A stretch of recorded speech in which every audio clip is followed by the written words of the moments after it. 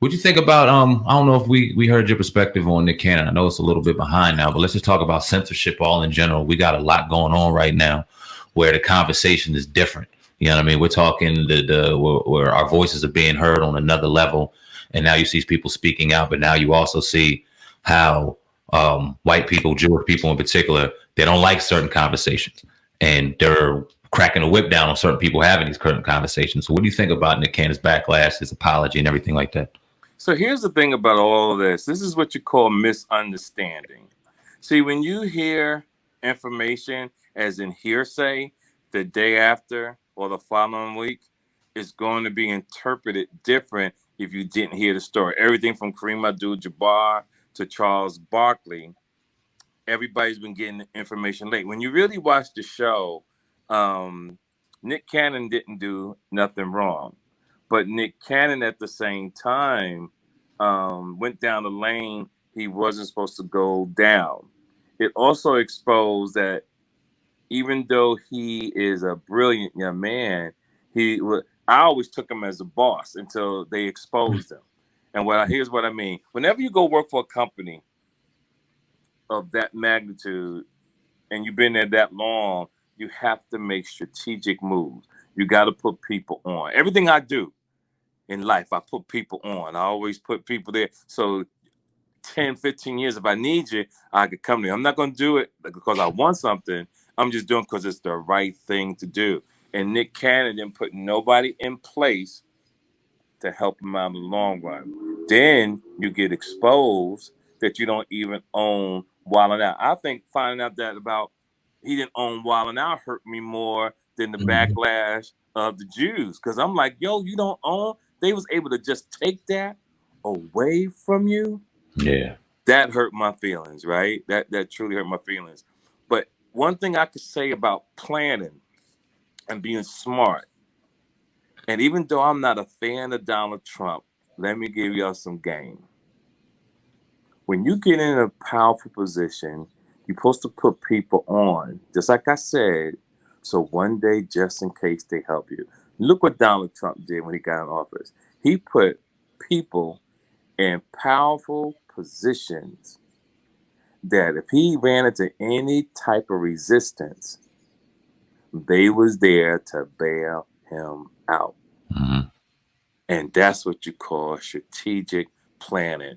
I call that telesis. That means progress intelligently planned. And we could say whatever we want to say about Donald Trump. And I don't like him.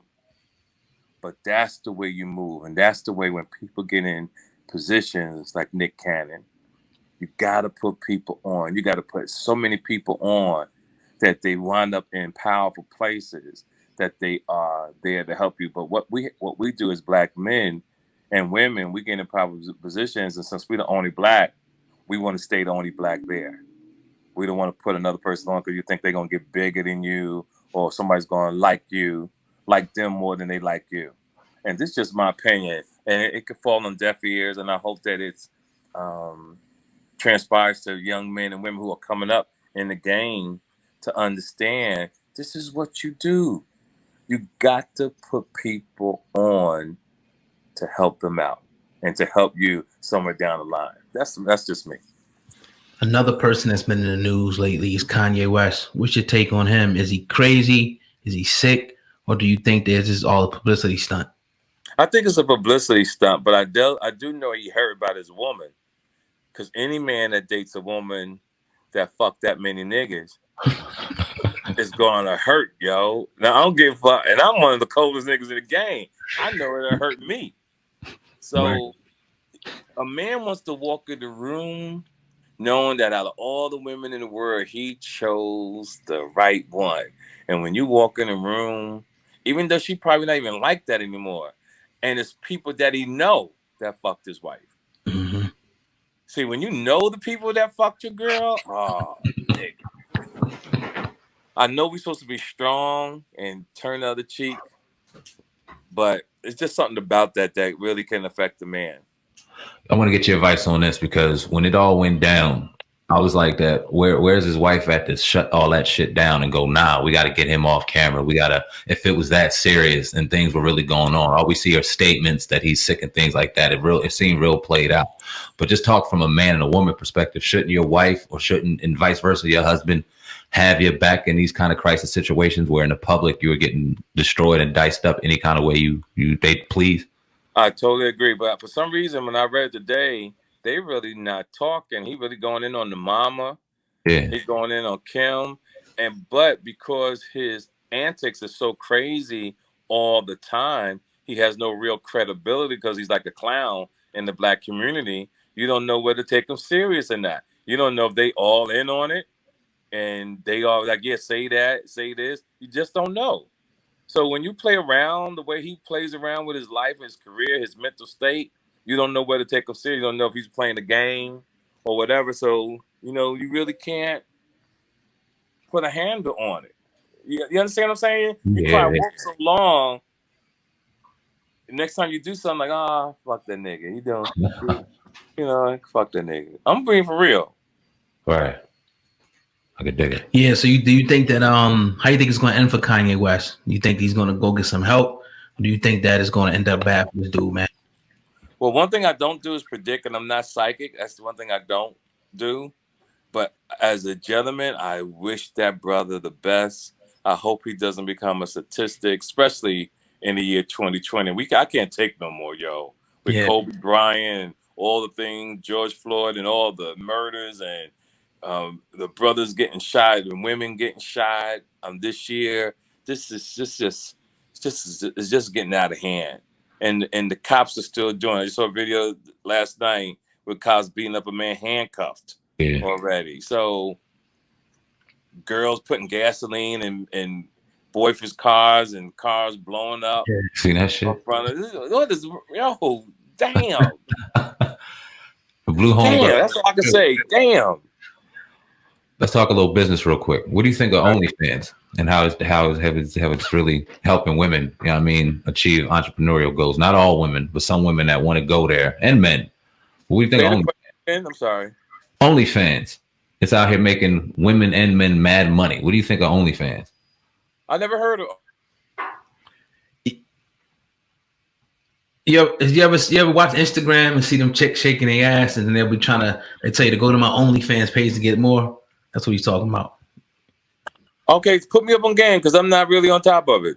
All right, so apparently you pay whatever month, so a person can set their own monthly charge. I could charge somebody $12.99 a month. They subscribe to my OnlyFans page, and then that OnlyFans page, they get exclusive content, only exclusive to them. So these Instagram models, a lot of them, they'll go on the fan page so they can swing their ass and stuff for men to go ahead and pay and watch. And some of them, I forgot which woman in particular, but she made $100,000 on a weekend on her OnlyFans page. Wow. 100. Niggas is that thirsty for ass. It's crazy. That you can't even touch. I know. Watch on the phone. She ain't even in your living room. But it's a new world out there, guys. It ain't like it was when we was coming up. These guys don't know how to talk to women. They don't know how to pull them. So that's just a new thing. And, I take my hat off to her if she was able to pull that off and get that from the guys. I know you wouldn't do it. Your partner wouldn't do it. I wouldn't do it. Hell no. Too many bills. In situations like that, you got to salute. You got to salute her. What? Is she bad? Is she fine? Who was it? I don't remember. She was fine, but she wasn't $20 a month fine when a week later it'd be on Pornhub if she really wanted it that bad. Like, not that crazy. Yeah, that's crazy though. But it's men out here doing it for.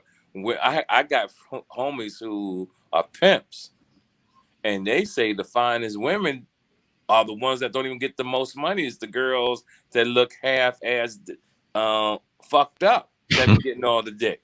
And I'm like, you got to be kidding me. He said, no. But what that showed me about the psychology of men rather fuck with women that are kind of beneath them so they can feel more superior than pulling a bad bitch. If that makes any sense. And seeing sometimes what men do in relationships, they go after women who are not interested in them. See, and I think we all do. We always go after somebody who really not interested, instead of going for the girl that's interested, that you would have a better shot at having a good time. But we always want, and that's human nature, we always want something that we probably couldn't have. You know, because I see a pretty bitch every other day. I'm in my head, I want to go holler at the bitch, but I know 99% of the time these bitches got so many issues. I don't want to be, but I ain't trying to be a bitch therapist. Right. I'm not trying to be on the phone for an hour talking to you, finding out what you done your whole life, where you going. Is your mom in rehab? Your baby daddy ain't shit. I'm guys. I had it all. If you could take all the time I spent on phone with women, I guarantee I got 1 million minutes or more.